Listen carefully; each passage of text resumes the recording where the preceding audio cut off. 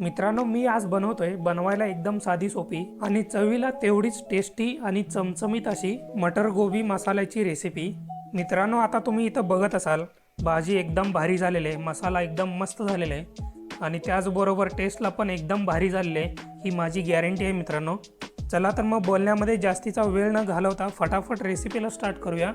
हो, पण त्याच्या आधी चॅनलला सबस्क्राईब करा, लाईक करा आणि कमेंट करायला विसरू नका।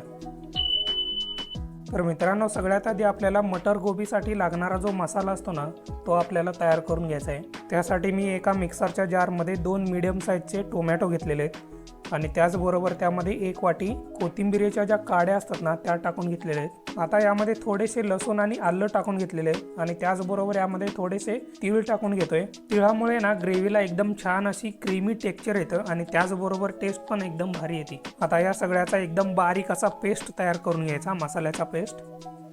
आता मित्रांनो, मी इथे घेतलेले फ्लावर गोबी चांगल्या प्रकारे धुवून घेतलेले आणि एकदम मीडियम साईजमध्ये कट करून घेतलेले। आता या गोबीमध्ये थोडीशी हळद पावडर टाकून घ्यायची आणि त्याचबरोबर लाल मिरचीची पावडर टाकून घ्यायची आणि मित्रांनो, आता सगळ्यात शेवटी 2 ते 3 चमचे कॉर्नफ्लोअर टाकून घ्यायचा। नाहीतर तुम्ही यामध्ये मैद्याचं पीठ पण टाकून घेऊ शकता, नाहीतर तुम्ही गव्हाचं पीठ पण टाकून घेऊ शकता। या तिन्ही पिठामधलं कोणतंही पीठ यामध्ये तुम्ही 2 ते 3 चमचे टाकून घ्यायचं। आता मित्रांनो, या फ्लावर गोबीमध्ये टाकलेलं पीठ आणि हळद पावडर आणि मिरची पावडर सगळीकडून चांगल्या प्रकारे लावून घ्यायचं आहे। हे बघा मित्रांनो, अशा प्रकारे एकदम चांगल्या प्रकारे हे लावून घ्यायचं आहे। मित्रांनो, आता इथं एक कढई मी तापून घेतलेली आहे। आता या तापलेल्या कढईमध्ये ना 3 ते 4 चमचे तेल टाकून घेतो। आता एकदा का तेल चांगल्या प्रकारे तापलं ना, आता यामध्ये गोबी टाकून घ्यायची आणि गोबीला या तेलामध्ये चांगल्या प्रकारे थोडंसं फ्राय करून घ्यायचं। गॅस जो आहे ना, थोडासा मोठा ठेवायचा। मोठ्या गॅसवरती ही गोबी चांगल्या प्रकारे तेलामध्ये फ्राय करून घ्यायची, म्हणजे वरून थोडासा छान कुरकुरीत झालं पाहिजे। गोबी चांगल्या प्रकारे तेलामध्ये फ्राय करून झालेले आहे। आता त्याच कढईमध्ये मी 5 ते 6 चमचे तेल टाकून घेतो आणि तेल चांगल्या प्रकारे गरम करून घेतो। तेल एकदा का चांगल्या प्रकारे गरम झालं ना, आता यामध्ये 1 चमचा जिरा टाकून घ्यायचा आणि जिऱ्याला चांगल्या प्रकारे तडतडू द्यायचा। आता यामध्ये मगाशी करून घेतलेला मसाला टाकून घ्यायचा आणि मसाल्याला पण एकदम चांगल्या प्रकारे तेलामध्ये परतून घ्यायचा। 4 ते 5 मिनिटासाठी चांगल्या प्रकारे परतून घेतलं ना, त्यानंतर ना यामध्ये थोडंसं तेल सुटायला चालू होईल, तोपर्यंत चांगल्या प्रकारे मसाल्याला परतून घ्यायचं आहे।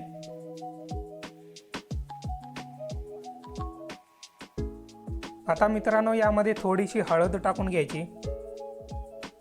हळदानंतर यामध्ये थोडीशी लाल मिरचीची पावडर टाकून घ्यायची। आता मित्रांनो, यामध्ये 1 चमचा गरम मसाला टाकून घ्यायचा।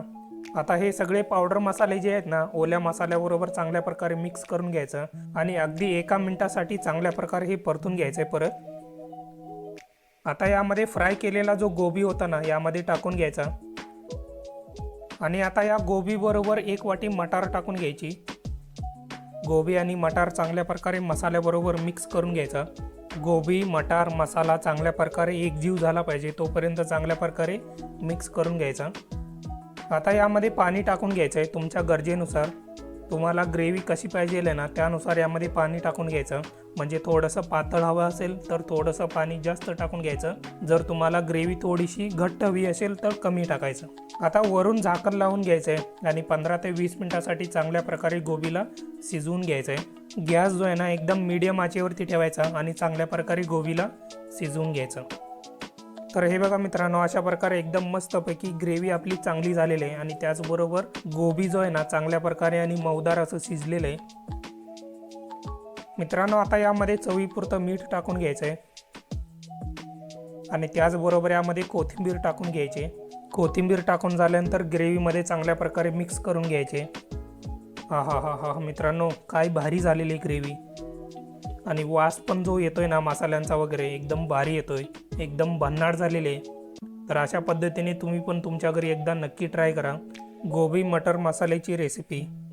मित्रांनो, काही जणांची जी ग्रेव्ही बनते ना, ती एकदम पाणीदार वगैरे बनत असते, असे बऱ्याच जणांचे कंप्लेंट वगैरे असतात। तर इथं तुम्ही बघू शकता एकदम घट्ट अशी झालेली ग्रेव्ही। तर अशा पद्धतीने जर तुम्ही केलात ना तुमच्या घरी, तर नक्की तुमची पण ग्रेव्ही एकदम मस्त बनेल, एकदम घट्ट बनेल आणि त्याचबरोबर चवीला तर एकदम भन्नाट बनेल।